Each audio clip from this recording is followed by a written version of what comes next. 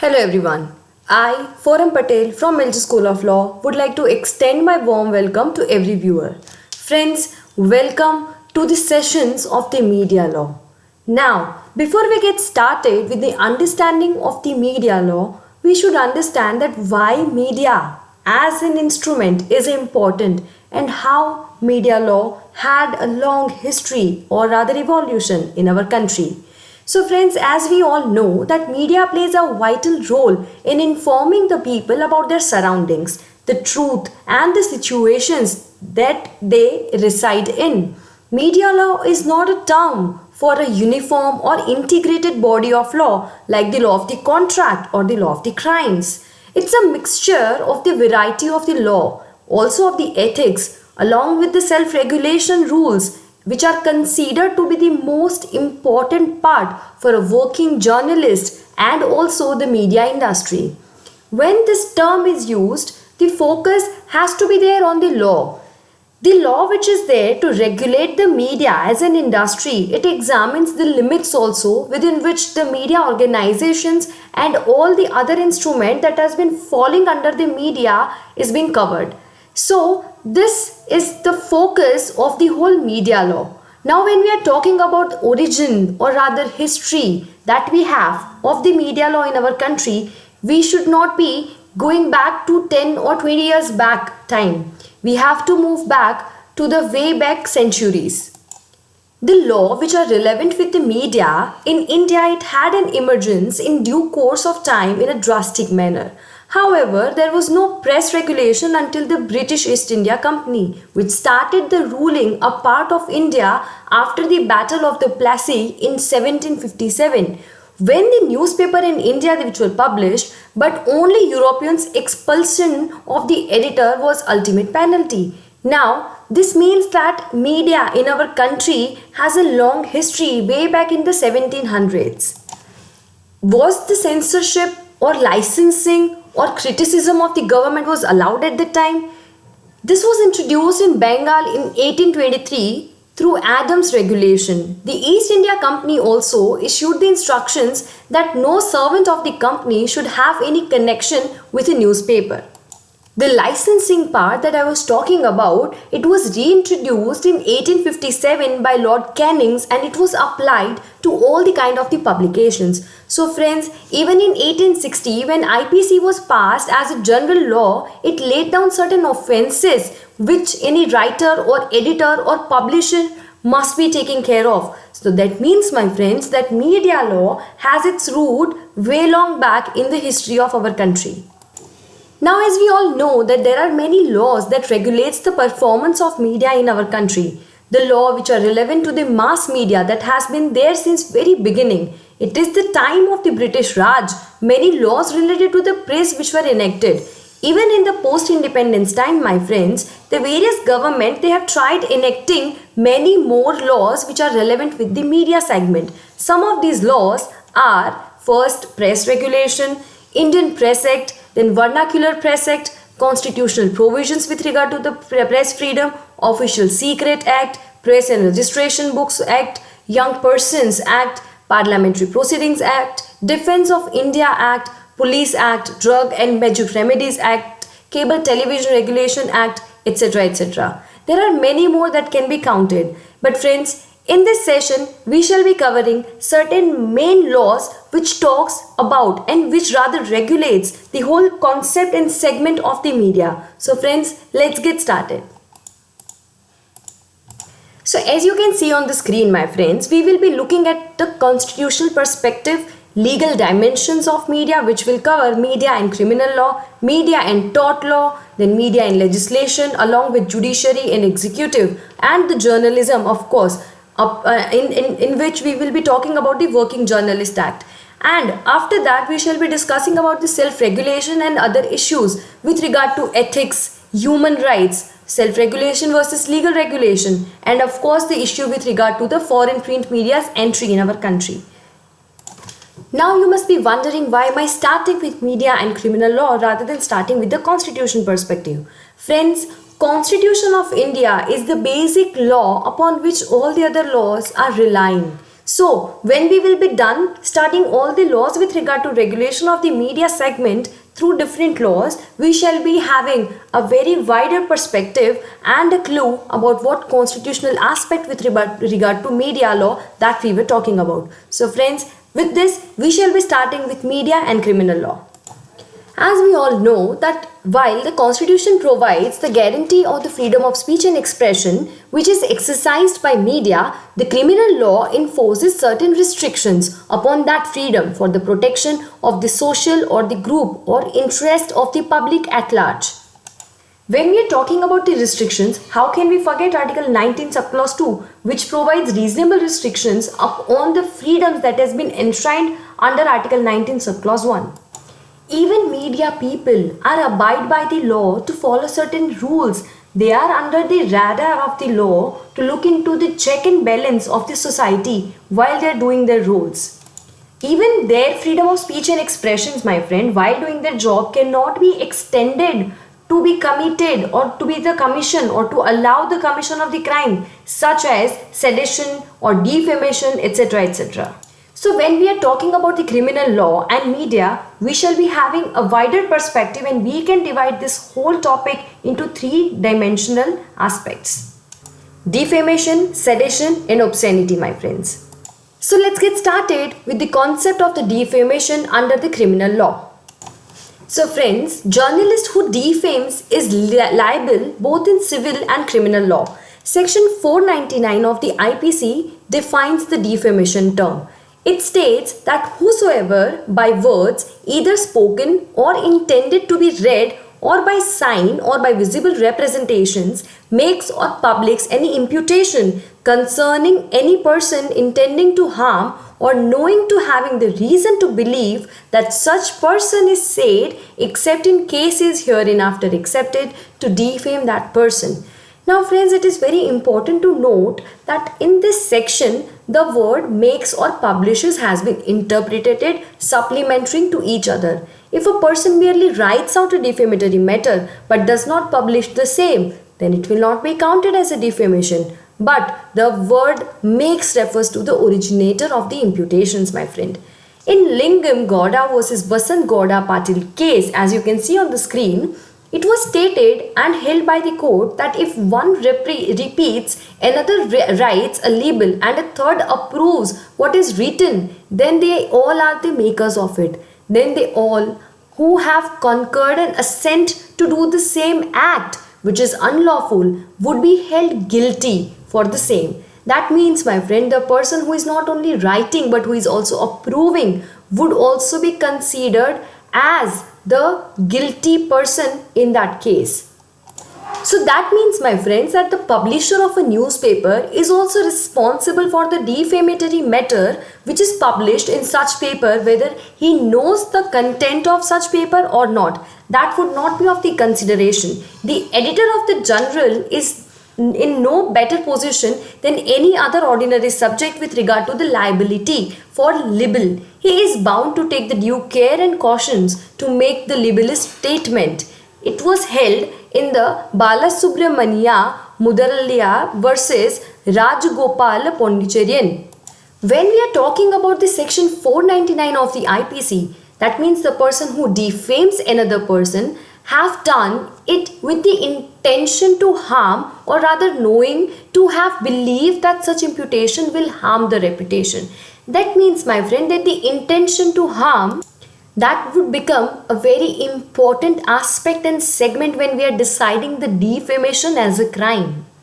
It is not necessary to prove that the complainant actually suffered the directly or indirectly any scandalous imputations which is alleged. It is sufficient to show that the person who is accused had the intention or knew that they had the intention, or rather they believed to have the intention to do the harms. Of course, section 499 of IPC gives different explanations with this regard. Now that would also include the defamation of the dead, the defamation of the company or a collection of the person, and by innuendo. So let's get started with the understanding of the first explanation, that is defamation of the dead. Now, according to this, the imputation must not only be defamatory of the deceased person, but it must also be hurtful to the feelings of the near relatives. The question depends upon the harm caused and not the harm which was intended. For in this case of the deceased, the letter test is inapplicable, of course. So when we are talking about the company or a collection of the persons and defamations, another explanation is standing right thereby. A corporation or a company could not be liable in respect of a charge of a murder, of course, or an adultery, because it could not commit those crimes. The word complained of must attack the corporation or company in the method of conducting its affairs. It must accuse as a fraudulent or mismanagement that has the position in the company. Now, when we are talking about the defamation by innuendo, we have another explanation for the same. It states that when a particular passage is a prima facie non-defamatory, the complainant can show that it is really defamatory of him from the circumstances and the nature of the publication. Such a passage is called innuendo. The language of the irony or sarcasm very often will be better foreseeable and impressive than a bold statement, of course. It is that necessary for the prosecution to establish these many points while deciding the cases with regard to the defamations. Now, when we are talking about the defamation as discussed or as deliberately inclusive in section 499, how can we not discuss the exceptions to the defamation as a crime? There has to be certain act of an individual or rather of anybody which would be considered as an exception. There are occasions where a man is allowed to speak out or rather write also the matters which would ordinarily be defamatory. There are 10 exceptions to this section. Friends, let's get started with the understanding of each one. The first one, as you can see on the screen, is about imputation of truth which public good requires to be made or published. The second one is about the public conduct of the public servant. The next one is fair comments on the public men other than public servant on the public conduct. Then the next one, that is the fourth one, would be publication of the report of the court proceedings. Then merits of the cases decided in court of the conduct of the witness and the other people. The next one is the merit of the public performances. Then comes the censure by one in an authority. Eighth one is accusation preferred in good faith of an authorized person. Ninth is the imputation for protection of the interest. And the last one is caution in good faith. So now it is very clear and evident from all these 10 points that these are the exceptions where defamatory cannot be considered as a crime. When we are providing justifications for these exceptions, we have to give certain instances or rather case laws. So friends, let's get started with the instances or case laws with regard to each exceptions. The first exception talks about the imputation of the truth which public good requires to be made or published. This means, my friends, that it is not defamation to impure anything which is in true concern of a person, or rather it is for the public good.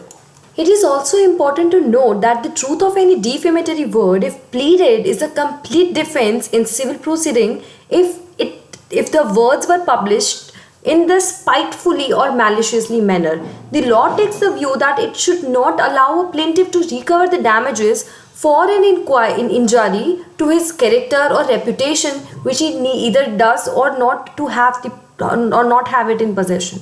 Here, my friends, the term public good implies that the good of the public, and the word public has been defined to include any class of the public or any community also. A class or community residing in a particular locality may come within the term of the public also.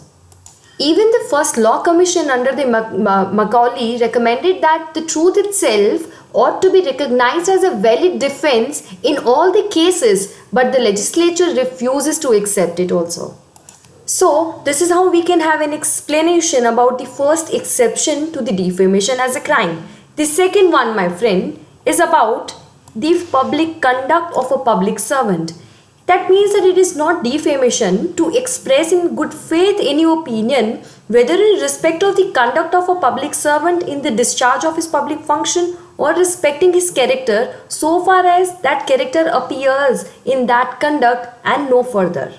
The second exception, as you can see on the screen, is what is protected is the opinion and not the assertions, but that also of the public servant. They are really the fair comments upon the public man on the matters of the public interest only. That means it is restricted by the functions and for the subject matter also. If anybody goes beyond that thing, then it will not be considered as an exception to the defamation.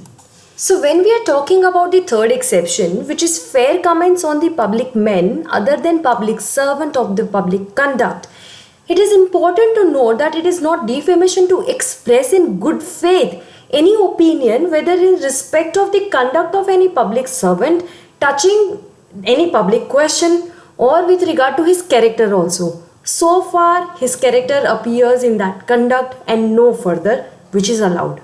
In one of the cases in Durga Prasad Chaudhary versus State of Rajasthan, as you can see on the screen, it was an opinion of the court that fair comments cannot justify a defamatory statement which is untrue in its fact. A comment cannot be fair which is built upon the fact which are not truly stated.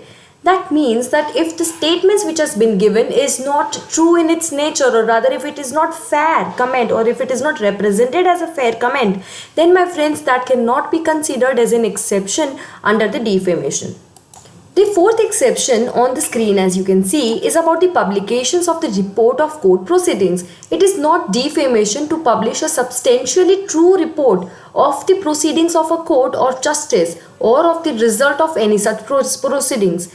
Well, under this exception explanation, one question can be raised, and whether media trial is allowed, then the answer to that would be no, as an exception of course. Media trial, of course it's happening, but it cannot be considered as an exception to the defamation. A justice of the peace and other office holdings on an inquiry which is open court, which is in the open court, in the trial court of the justice, that would be considered under this exception, but not when you are trialing the same thing in the media, enlightening the other public other than the factual situations, my friend. The fifth exception talks about the fair comments on the court proceedings, merits of the case decided in courts of or conduct of the witness and the other concerned. It is not defamation to express in good faith any opinion whatever respecting the merits of any other case, civil or criminal also, or which has been decided by a court of justice, or respecting the conduct of any person as a party, or even as a witness, or even as an agent. In any such cases, respecting the character of that person so far as his character appears in that conduct, and of course no further. That means, my friend, that the free discussion about one's opinion on that regard is of course allowed by the law, but not further. You cannot comment on any other person who has given the decided case, or rather the judgment further to which the character is not being recognized or shown. The sixth exception is about the merits of the public performances. It is not defamation to express in good faith any opinion in respecting the merits of any performance which its author has submitted or to the judgment of the public, or respecting the character which is appeared in that performance, and of course no further. That means a performance may be submitted to the judgment of the public expressly or by the acts on the part of the author which implies its submission to the judgment of the public. For an example, publishing a book, or rather making a public speech or performance of an actor, they all are submitted for the judgment of the public. That cannot be considered, and rather that would be an exception to the defamation.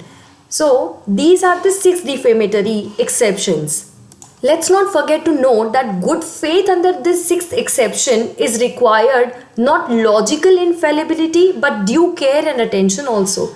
The 7th exception, my friend, is censure by one in authority. That means it is not defamation if a person having an authority over other person, either conferred by law or arising out of any contractual obligations, to pass in good faith, which make any conduct or does any act which is authoritative in nature, which had been given by the court of law, or by rather any out of the contractual obligations. Now, There are two essential conditions for this application of the exception, that the censure must be on the conduct of the person within the scope of the critic's authority. The second is the censure must be passed in the good faith, my friends. Now, the next exception is accusation preferred in good faith to authorize a person. That is the eighth exception that talks about the privileges or rather privileged communications. It is not defamation to prefer in good faith an accusation against any person or any of those who have lawful authority over that person with respect to the subject matter of the accusations. The ninth exception here is about the imputation for the protection of the interest. It is not defamation to make an imputation on the character of another, provided that the imputation was made in good faith or for the protection of the interest of the person making it, or also for the public at large. There was a very landmark judgment with regard to this exception. It was Harbhajan Singh versus State of Punjab. The accused was the secretary of the Punjab Praja Society Party. He wrote a defamatory article in the Blitz about the Surinder Singh, who was the son of the Chief Minister of Punjab. And two defamatory statements revealed that he is the leader of the smugglers and he is responsible for a large number of the crime which has been committed in the Punjab state. Now the statement added that because of the culprit happened to be Chief Minister's son, the cases are always shelved up. There was evidences that certain pending cases against some smugglers were withdrawn by the state at the instance of the Chief Minister. The truth of these allegations was not proven beyond the shadow of the doubt in the trial of the defamation cases. So the accused pleaded that imputation made in good faith and for the public good, which was falling under this exception, which is exception 9, for his statement. The trial court and the high court found against the accused even on the plea of the good faith under 9th exception, namely on the ground that he not conclusively established the truth of the allegations. The High Court sentenced him to undergo 3 months of simple imprisonment along with 2,000 rupee fine. The Supreme Court allowed the appeal of the accused and set aside the order of conviction by holding that in the circumstances of this case that the appellant was entitled to the protection of the 9th exceptions. Why? Because it was done in the interest of the public and of course in the good faith. The evidence was there but not proven, but still that cannot be considered as a defamation. Why? Because it was falling under the 9th exception. Then it comes the 10th exception, which is the caution in good faith, my friends. It is not of course defamation to convey a caution in good faith to one person against another, provided that such caution which would be intended for the good of the person to whom it is conveyed, or of some person in whom that person is interested, or it was for the public good. This covers the cases of imputation in the discharge of a social duty, such as when A says to his friend B that his dismissed servant is a dishonest man. Can you consider that as a defamation, my friends? Then it was in a good faith. It was telling that person that you be cautious. Then, my friends, that cannot be considered as defamation. Why? Because that would be falling under the 10th exception under the section 499. There is a case written on the screen, my friends, which is the New York Times Company versus Civilian. Now, my friends, this case considered the defamation, malice, intention, or any other or rather many other issues with regard to the defamation. But we shall be discussing this case in the next session. Till then, you guys stay tuned and take care. Keep learning.